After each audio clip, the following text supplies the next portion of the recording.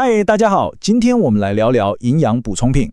目标很简单，就是要根据科学帮你打造一个又聪明又有效的个人工具箱。好，我们马上开始吧。好，讲到营养补充品，你是不是也觉得头很痛？市面上一大堆广告又讲得天花乱坠，你心里一定会想，到底哪个是真，哪个是假？这种感觉啊，我完全懂。所以这就是为什么我们要做这个内容，就是要帮你把这些杂讯通通过滤掉。放心，我不会给你一张长到吓死人的清单。正好相反，我们要专注在两个经过科学证实超级强大的基础工具，来打造你的核心补充策略。好，那今天的流程大概是这样：我们先来聊聊 Omega-3， 再来是肌酸，最后我会帮你把它们整合成一套你可以直接用的策略。很简单吧？我们开始咯。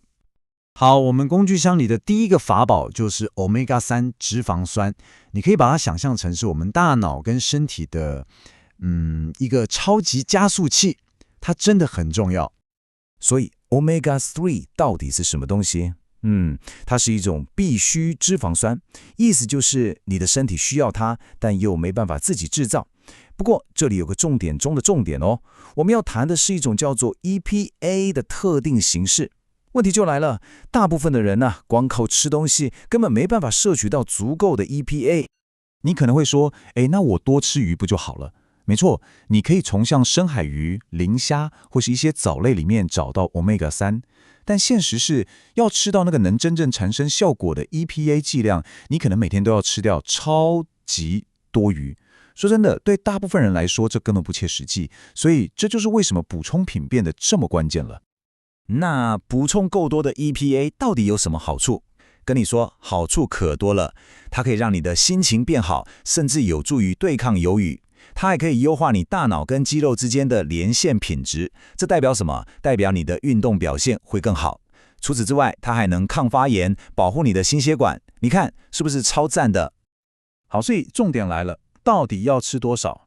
这个数字你一定要记下来，这是科学研究告诉我们的。每天1到2公克。注意哦，不是指鱼油哦，而是鱼油里面的 EPA 含量。每天1到2公克，把这个数字记在脑子里。那具体上该怎么做呢？很简单，第一步，选个你喜欢的形式。液态的鱼油通常比较划算胶囊就很方便，特别是出门外在的时候。第二步，找个信誉好的牌子。我跟你说，品质真的非常重要。对了，有个小撇步，如果你怕那个鱼腥味，可以试试看柠檬口味的液态鱼油，好入口很多。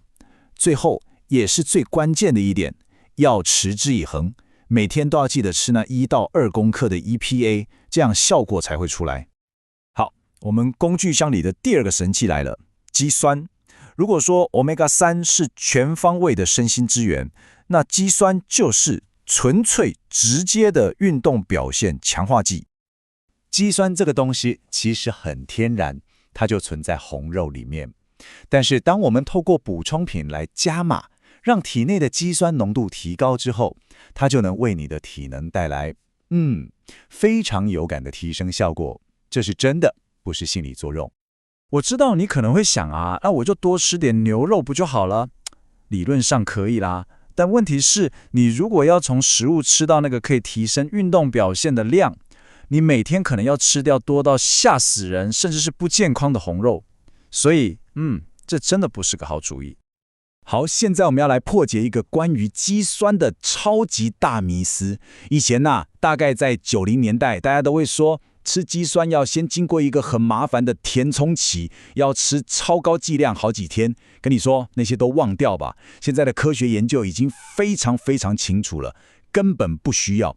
你只要每天吃一个简单的固定剂量就够了，就这么简单。这不是我乱说的哦，专家们的共识就是这样。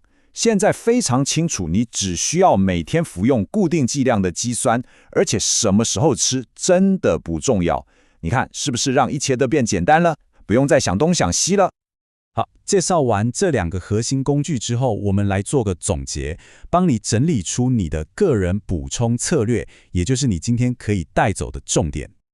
这就是你的基于科学的精简工具箱，一目了然。就记住这2件事：第一，Omega-3，特别是 EPA， 每天1到2公克，为了你的大脑和神经肌肉表现；第二，肌酸，每天一个简单的肌肉来强化你的运动表现。就这样，够简单、够直接、够有效吧？对了，这2个完全可以一起用，它们会是你健康和表现的绝佳基础。OK， 工具现在就在你手上了，知识你也学到了，那剩下的问题就是，你打算用它们来打造一个什么样的自己呢？希望今天这个分享能帮你踏出更聪明也更有效的第一步。